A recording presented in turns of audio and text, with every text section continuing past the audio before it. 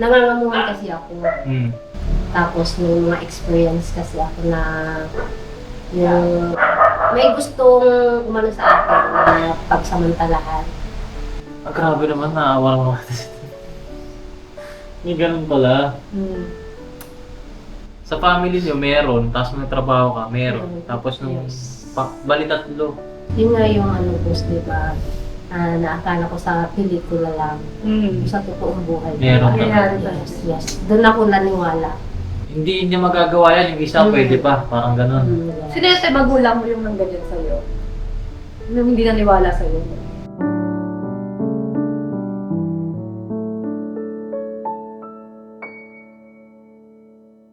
Ano mga ka-business, ang pagpalang araw sa ating lahat. Ayan, nandito naman tayo sa ating bagong episode.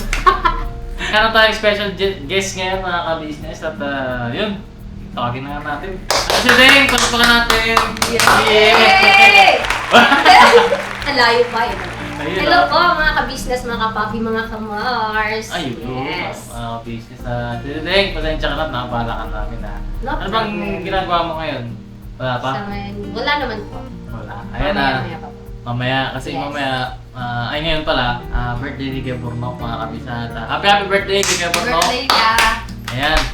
At samantalin namin yung ganung pagkakataon dahil birthday ni Kuya Burnok. No? Uy! May mga tanong lang kami sa iyo. No? Kamusta ka naman? Solo trip sa Ate Sete ngayon. Solo trip. Sige, mahal. Ayan na, Tesideng, kamusta ka naman? Okay naman po, gusto. Okay ka naman. Kinakabahan. Ay, kinakabahan? Hindi, madali lang naman yung mga tanong. Ah! Hindi. Talaga ba? Hindi. Itong mga tanong namin sa'yo, Ate Sideng, medyo may seryoso lang tayo. Yes. Pero kung hindi naman tayong biro, di ba? Hindi naman. Pero more on serious matters kasi napapanahon. Yes. Diba? At ikaw yung isa sa mga pinaka pasok na pasok dun sa mga criteria. Uy. Kasi, yun ikaw yung nakita namin. Kinakabahan ka ba, te? Medyo. Medyo. Kung wait pa lang, hindi na ako ng pasensya. Wait, ba't may pasensya? Ano naman, siguro dahil sa kaba lang. At relax ka lang. Yes. Hindi ka, nothing to worry naman. At Hindi. Pananginig. Ang galing Hindi, kasi Deng, huwag ka mag-alala kasi ito naman. Medyo seryoso lang at malalim lang ang pag-uusap natin. Kasi saktong-sakto ito sa mga papasok sa buhay may asawa.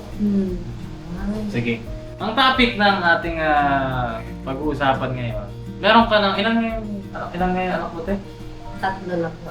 Tapos anong age mo, te? Ano ilang taon ka na ngayon? 29. Diba? So, Wala pa sa 30s. Oo, wala pa siya sa 30s, tapos 3 na yung anak niya. Yes. Tapos ilang taon ka ate nung firstborn child mo? 18. 18. So nabuntis ka 17. 17. Oo, ayan nga mga ka-business. Kaya nga siya yung napili namin kasi topic natin ngayon ay teenage mom na may 3 anak bago mag-30s. Oo. Kasi 'di ba, lalo ngayon sa Gen Z, Generation Z, yung mga tao, mga sa kabataan ay naging standard na nila mostly sa mga bata. Kasi sabi nga nila 20s is the new 30s, sabi nila. Kasi more on career-oriented yung mga bata na pagdating ko ng 30s saka ako mag-aasawa. Pagdating ko ng gantong edad saka ako magkakaroon ng anak. Unahin ko muna yung sarili ko. Marami nagsasabi ng ganyan. Unahin ko muna yung sarili ko or kami muna na mag-boyfriend o girlfriend na mag-travel muna kami, ganito ganyan. Pero anong panahon nila ate si Deng, kagaya niyan, 17 years old, nagkaroon na siya ng anak. So ito yung mga set ng mga tanong na inihanda ni Miss Jel, especially kasi siya ang curious dito Dahil ayun nga, siguro maaaring tanong din to ni Ate Jam kasi nga si Ate Jam yung nalalapit na pumasok sa buhay may asawa. Yes. No? Sige. Papasok ka na sa unang tanong. Yun, First question! Ay. Ready ka na ba? Yes, ready na. Unang tanong, te.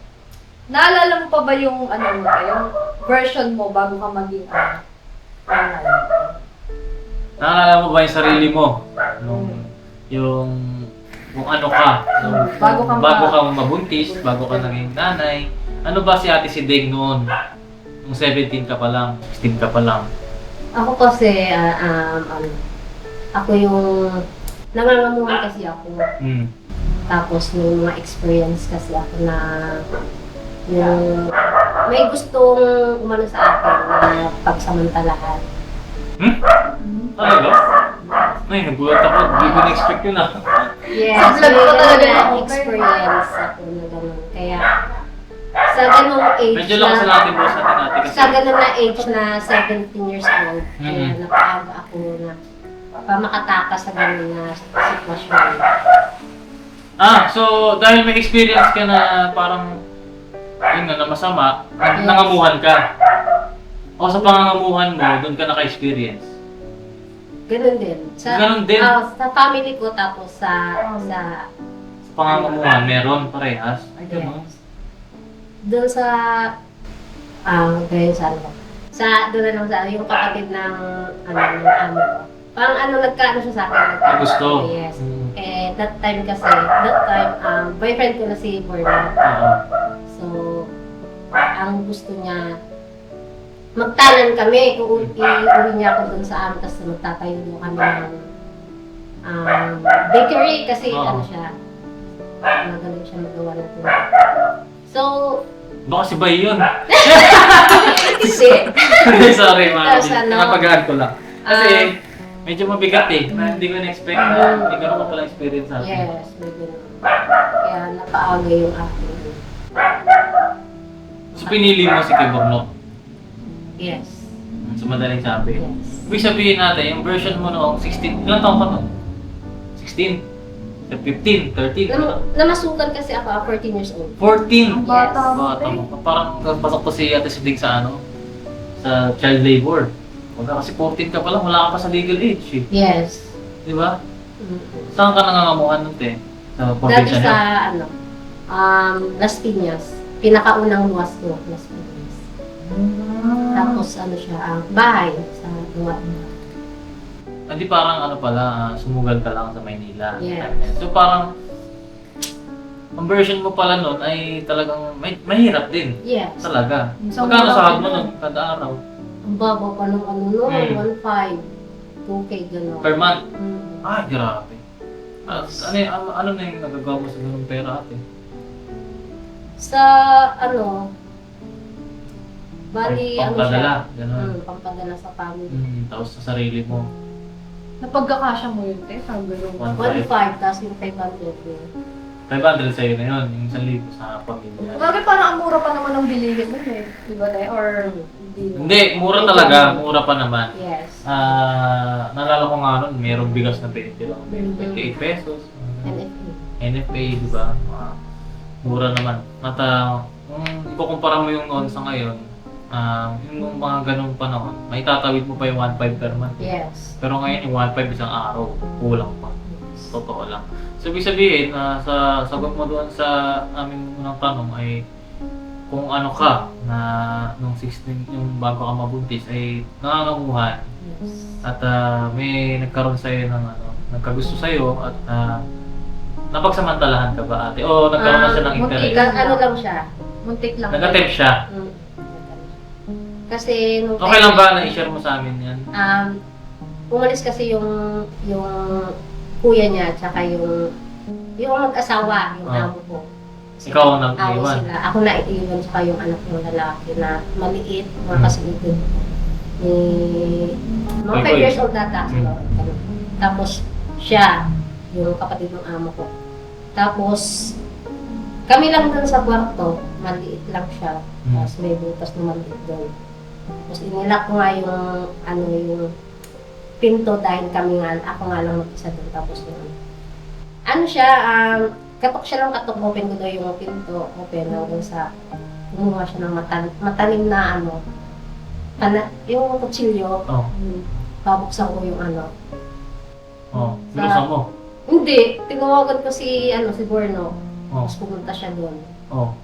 Simula nun, di na ako umano doon. Walis ka na. Naglagay na ako dyan sa kanila, kay Borno, tapos inanapan niya na ako ng panibagong mapapasukan. Trabaho. Yes. Makatakot yun. Anong ginawa ni Bruno? Sinundo ka doon. Yung time na yun. Sinundo ako nung gabi nga kahit ating gabi. Parang si Bruno pala ang superhero nito, no? Yeah. Yes. Ayun, Totoo. mga kabis, medyo nasyak ako doon sa nangyari pala yung nakaraan ni Ate Sibel. Buti walang masamang nangyari sa iyo. Wala naman po yung... At yung buti parang naisipan- na-trauma ako. Buti naisipan mo ilak ng pituan. Bakit nung nilak mo yung sama na papakiramdam mo? Ano naman kasi... Iingat ka lang. Kasi ako nga lang mag-isa tapos siya. Tapos medyo iniinom kasi yun. Kaya sinave ko talaga yung ano ko. Sarili mo. Mm. Ayun, salamat sa Panginoong Diyos, di ba? Walang Yes. nangyaring masama. At buti dumating Yes. agad ba si Kuya Bruno? Tinawagan ko siya. Dahil naman. Malapit lang ba siya doon sa area nung pinag-work ka? Dito siya banda sa kasi sa may Heartville. Malayo siya. Layo. Paano siya Tapos nakarating siya ng Las Piñas. Ay, dito na yun. Dito na ba banda yun? Dito na siya. Ibig Dahil sabihin, pa, kasi, dito sa Las Piñas, tapos C5, tapos dito sa Diparo, tapos dito sa Northville, tapille, tapos dito Chera. Ang dami no? ayun yung mga pinasukan mo. Yes. Tapos yung nangyari na yan, saan yan? Dito sa Diparo? Northville. Northville na. So malapit lang si Kuya Bob, no? Yes. Yung time na yun. Yes, yes. Buti naman at malapit lang siya at ayun. Siya pala ang knight in shining armor. Really? Ayun. So ilang taon na natin? 17? 16? Ako, 16. 16 ka pa lang noong time na yun. At magkakilala na kayo ni Kuya Bornok nun. Ayun, mga ka-business. Bago siya maging nanay, niligtas siya. Ni Kuya Bornok. Sige, next question. Medyo napahaba. Kasi hindi ko in-expect mga ka-business talaga. Nung time na ano naman yung unang pumasok sa isip mo, nung nalaman mo, buntis ka kaagad sa murang edad, 17 ka, anong pumasok sa isip mo nun? Natakot na, kinabahan.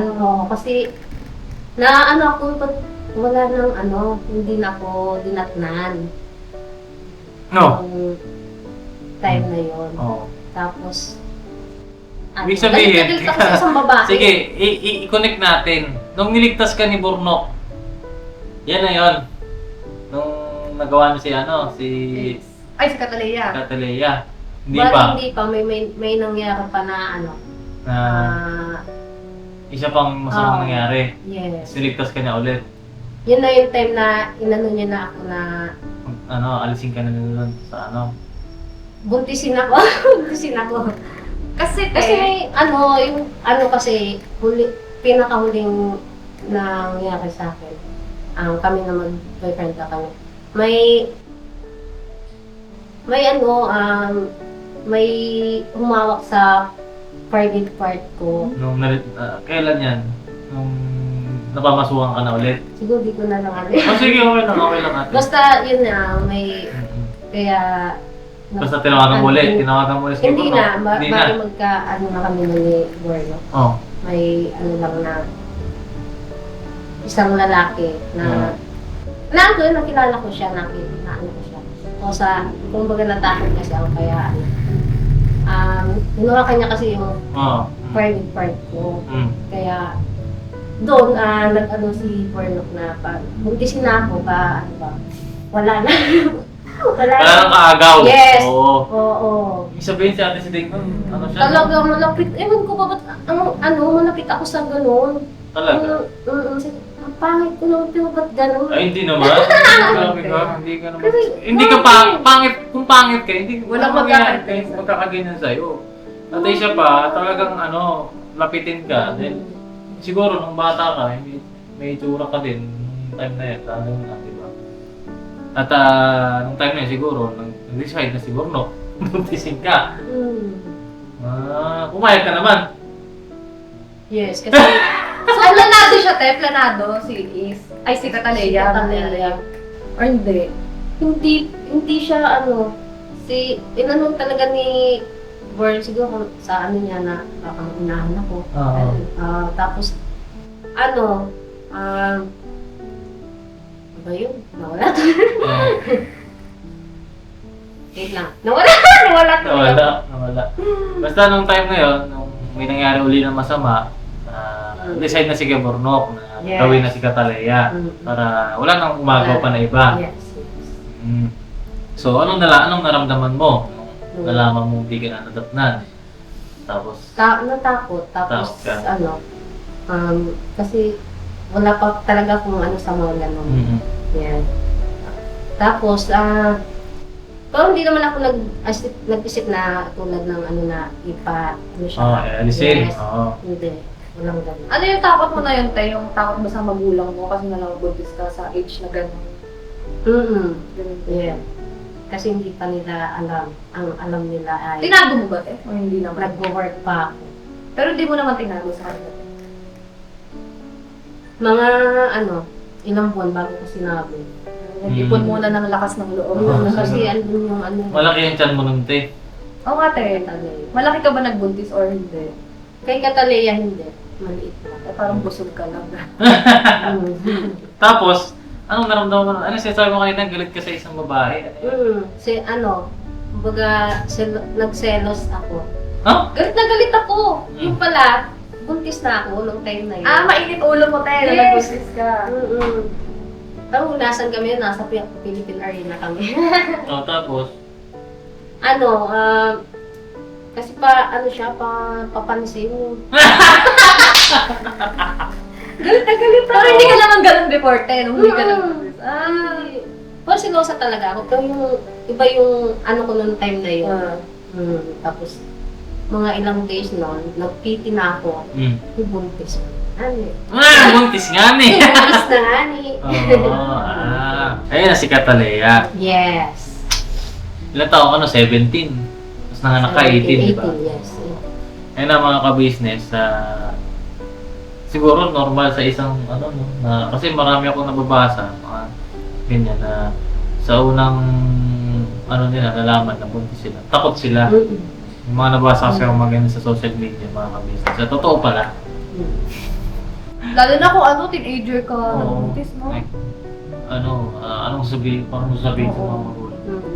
Ako di ko rin ma-imagine yung sarili ko na ganyan. Basta.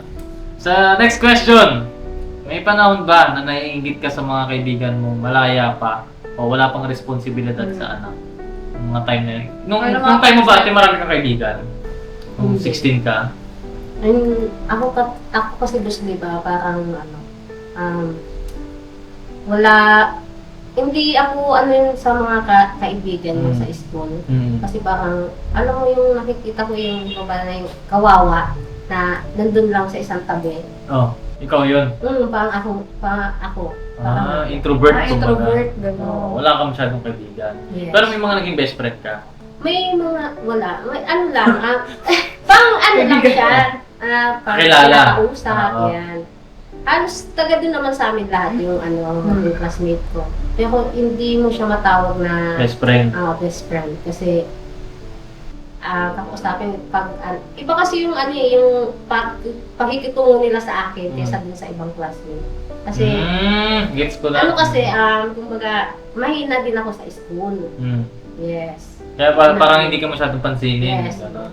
Kumbaga si ate si Deng, yung isang kaklase mo na kilala mo lang na may kaklase ka na ganyan, pero hindi ka niya Walang ganong deep na hindi connection. malapit, hindi wala kang ka-close masyado. Saka tahimik. Tahimik. Hintayin na lang ang tanong ko, paano kung isipin mo na, hindi ka ba naiingit sa mga kabatch mo? Sa Like ibang na, tao na lang. kasi may mga kilala ka naman ng kabatch mo ngayon, di ba? Mm. Na hindi ka ba naiingit sa kanila na sila late na nagkaanak, naging ganito yung buhay nila. Tapos ikaw, maaga ka nagkaanak. Hindi naman kasi sa naging bad experience ko. Ang nasa isip ko ay makawala doon sa makawala doon sa So mga ka-business, basically parang naging saving grace ni Ate Sideng yung mabuntis siya ni Gabornok. Kasi nga nandun siya sa sitwasyon na masama na may mga nananamantala sa kanya na wala siyang ibang marami kang pwede maging choice, pero ang nangyari kasi ang nagligtas sa iyo, umaga, para si Gabornok na buntisin ka niya. So nung time na yon, nagpasalamat ka pa sa kanya kasi nakaalis ka nga doon sa ganung sitwasyon. Tama ba ako? Ano? Yeah. Tama naman. Opo. So iba yung kakaiba yung sitwasyon ni Ate Sidik. No? Kasi yung iba, samantalang yung iba, so normally, di ba? Pagka ganung edad na pupunti sila, ingit sila sa iba. Na sana, Wala pang responsibilidad. parang iniisip nila yung pagpupuntis nila ng time na yun is maling desisyon. Mm. Pero yung sa'yo ate, tama yung desisyon mo para sa'yo. Yes. Kasi ano nga, naman siya? nakawala ka doon sa sitwasyon na ayaw mo. Ayun na mga kabisi. So sige, Hindi ba sumagi sa isip mo, te, na ano, na sana in-enjoy mo muna yung pagkadalaga. pagkadalaga mo. Hanggang 20, 21, wala ka pang responsibilidad yun. Naisip ko yan nung time na medyo nagkakaproblema na. Kasi sa pag-aasawa kasi talagang andyan na yun, susubukin na yung subukin yung pagsasama nyo. Pag nag-aaway kami ni Gorno, na ano ko na, sana ay yung parang dapat di ako nagmadali.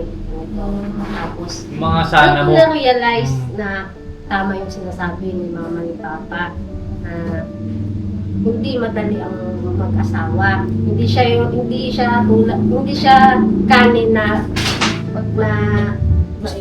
mainit na luluwang na.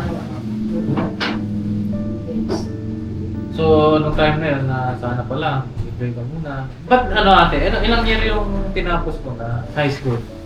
Second. Second year. First year, ay yung pinaka natapos ko talaga. Mm. Kung nakatungtong ako ng Second year. Tapos dahil sa hirap ng buhay nyo, trabaho ka.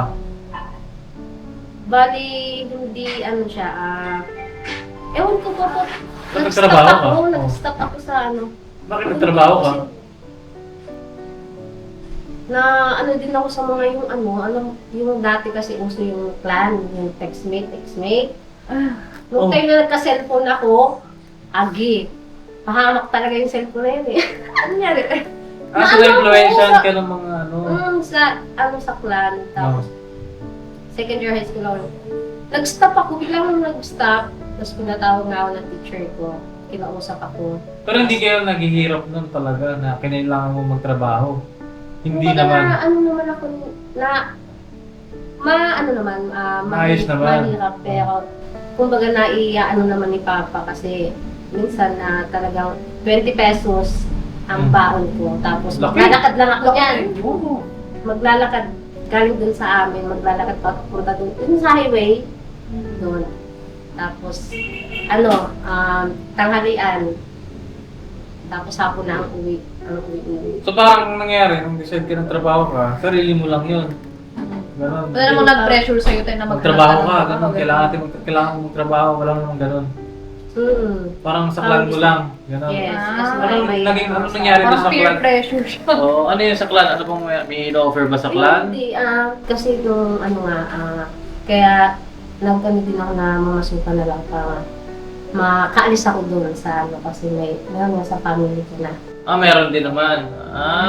Ayun na yung di na-disclose ni Oo. Ate Reyes.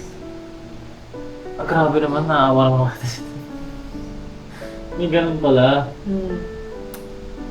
Sa family niyo meron, tapos nung trabaho ka, meron. Tapos nung Yes. bali tatlo. So, anong nun, te? May na-trauma ka ba sa lalaki? Yes. Na ako pag yung hindi ko na lang pag ba't kailangan pa mangyari sa akin yung gano'n.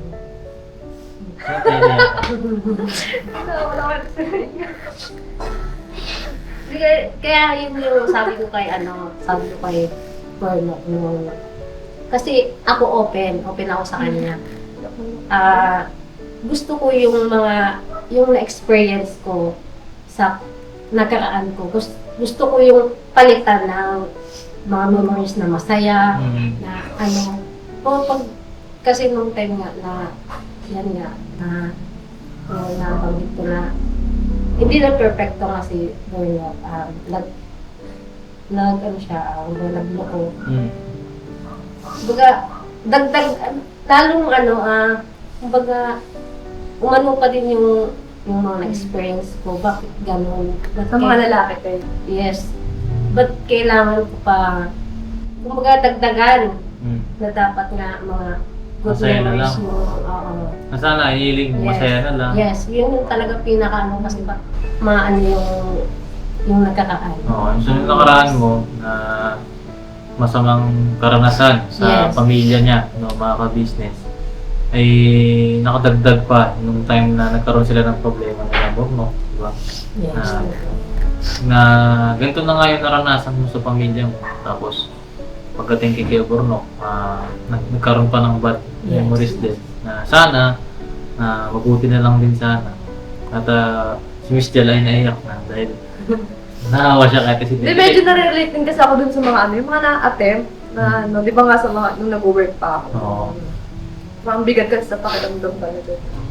Na, ayun nga. Tapos, ang masakit pa doon, meron din sa Oo, meron din pamilya. sa Pinoy. Yung mabigat din eh. Na, imbis na mahalin mo na lang yung batang kapamilya, di ba? Tapos, ikasamantalaan mo pa. Sobrang bigat naman. Yun nga yung ano, boss, di ba? Naakala ko sa pelikula lang.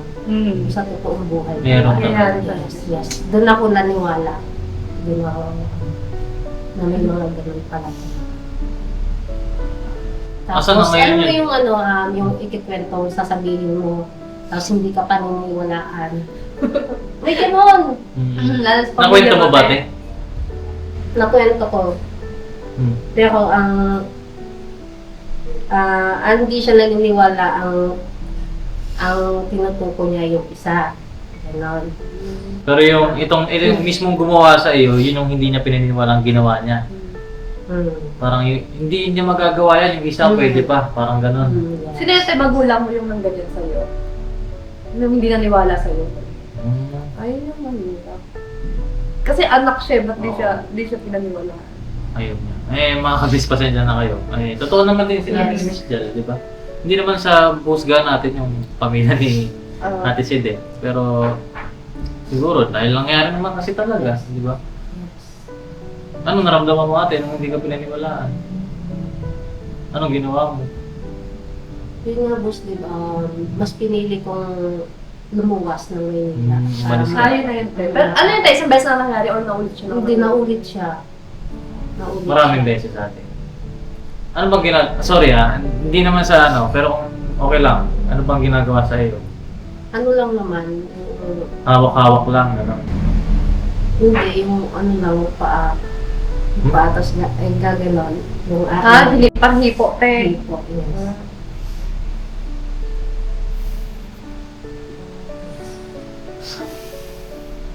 Tapos, Bigat naman ang episode na to. hindi ka na-expect na. Asa na ngayon yung mga gano'n sa'yo ate? Ano lang, Saan ba yun te sa probinsya ninyo? sa probinsya, tapos dito sa... Hindi, yung pamilya mo, asan yun? Sa probinsya? Nakikita. Napatawad mo naman ngayon? Hindi pa rin. Nangingi ba siya ng sorry sa'yo? Wala. Walang ganon. Basta umalis ka lang. Matanda na yan. Medyo, ano, Nung nangyari yun, te, bata pa siya or matanda na? Yung nangyari yan. siguro mga 20 na siya. Bata pa.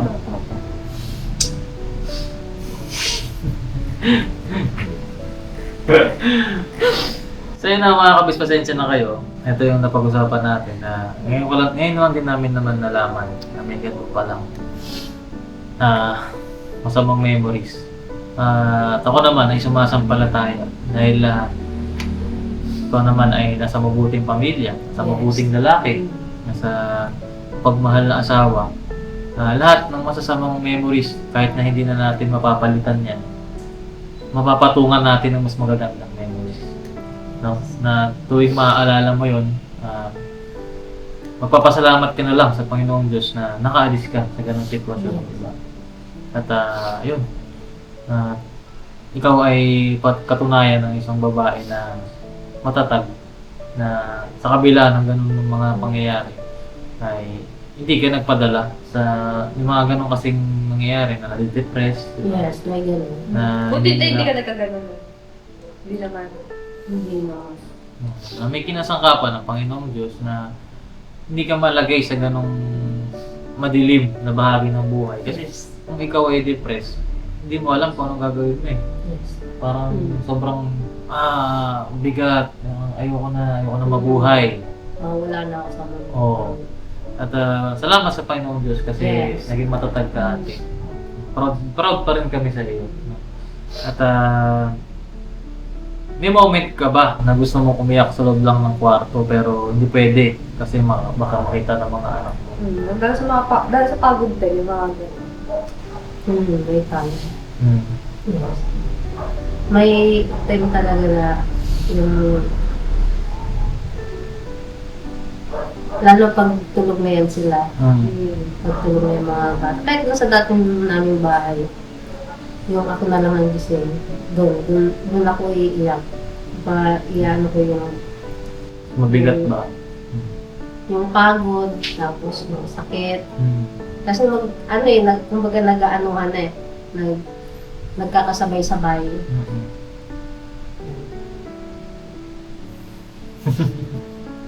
Ano? Iyak ka pa din. So meron mga time. Kasi parang Yes. palagay ko normal naman yun sa mga magulang. No? Yes. Lalo na kahit mayaman, mahirap eh. Kahit mayaman ka, hindi ka mawawala ng problema. Diba? Yes. Kahit lalo na kung mahirap ka, diba? Mabibigat yung problema. Pero normal yan sa mga magulang at yan ay nagpapatatag sa iyo bilang magulang. Yes. Yung pag-iyak na yan, pagkasong umiyak, laban ka ulit. Kasi ganoon naman talaga buhay. Kahit naman umiyak ka ng luha ng dugo dyan, wala namang magbabago kung hindi kumilos ka, di ba? Ano yung pinakamalungkot na na-miss mo sa pagiging bata dahil naging nanay ka ng maaga? Nung bata ka ba ate, masaya ka ng childhood mo? Yung paglalaro lang siguro. Nalako? Naglalaro. Naglalaro? Ah, yung mga laro dati, Ah, sa ah. 1990s. Meron nga tayo dyan eh, nalala ko. Tapos napansin ko sa atin si Tingnon, parang alam niya yung mga ganun laro eh, di ba? Ngayon pala, nang-miss niya yung mga ganun. Yes. Kasi sa ngayon ng mga kabataan kasi Cellphone. Ibang-iba na tayo. Iba. Yes. So siguro, ito na yung last question. Last question na. Ayun na mga ka-business, gusto ko lang hingan ng mensahe wala kay Ate Sideng na siya ang nakaranas siya ng ng masamang pagtrato sa pamilya niya. At doon sa mga ibang naranasan niya, napasukan niya na anong gusto mong sabihin doon sa mga babaeng maaaring nakakaranas din ng gano'n? Ang mapapayo ko lang sa mga babae na katulad ko na nakaranas ng ganong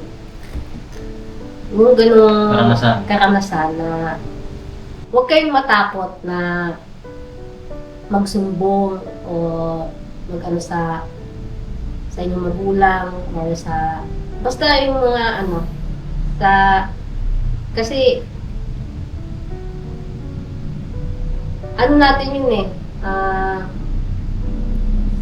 para din sa ikabubuti natin.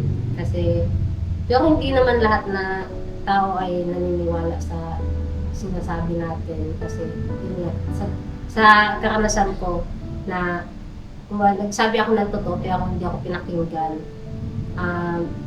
Ang sakit. Kaya, ang mas ko lang huwag kayong susuko, huwag kayong papadala sa lalaban tayo. Lalaban. Hindi, siguro gusto sabihin natin si Day, mag-speak up yung mga babaeng nakaranas ng ganyan na kahit na iisipin natin na huwag ka matakot. Isipin natin na hindi tayo paniniwalaan. Subukan pa rin natin magsalita. At least nasabi natin. Nasabi mo yung talagang naranasan mo. Kasi bakit ka naman magsisinungaling, di ba? Wala naman nung bata ka pa ginanon ka. Tapos magsusumbong ka, tapos hindi ka paniniwalaan. Ano naman, kung hindi ka paniwalaan, basta nasabi mo. At bahala na Diyos sa Yes. sa ano man ang kasunod na mangyayari. Huwag kang matakot na magsumbong kasi importante nagawa mo yung bahagi mo na hindi ka manghihinayang or magsisisi na pagdating ng araw na sana pala nagsumbong ako. Na sana pala sinabi ko na may ganito pala akong naranasan. Kasi, ayun. Kasi habang buhay mong dadalhin yan. Na, what if nagsumbong ka? Kasi, kunwari, hindi ka nagsumbong. Tapos, sabihin mo, dati ko lang, nagsumbong ako. Kasi, mabigat yan. Kumbaga parang isa yung, ano yan parang isang tinik yan sa puso mo na hanggang ngayon hindi natatanggal. Kung sakali mang hindi ka pa rin nagsasabi na mag-speak up ka kasi babae ka di ba? So yun na mga ka-business, hindi ko expect yung episode na to. At sana ngayon ay mas naunawaan pa natin si Ate Siding, mas nakilala natin siya. At salamat ng marami sa pagsama sa amin. At Ate Siding, proud kami sa iyo na sa kabila ng marami mong naranasan ay ikaw ay mabuting nanay sa iyong mga anak. Kitang-kita namin yon at good luck sa iyo at yan. Naiyak si ate. Proud kami sa iyo ate, kasi syempre Naiyak mo ko niya. proud kami sa iyo na naranasan mo man yung mga ganong masamang karanasan. Lumaban ka, hindi ka sumuko. At ngayon, nandito ka na at sumasampalataya naman tayo na galing man tayo sa masamang karanasan ay ngayon nagiging mabuti na. Sampalatayaan na natin yun, no? Lahat naman nagsisimula sa babae. Di ba? Basta tuloy-tuloy lang at huwag mawawala yung pananampalataya sa Panginoon. No? Kapag mo sa Ate Siding. Sabi na yung mga... Yan lang mga business. Salamat ng marami. Never say goodbye. Tomorrow is another day. Tira.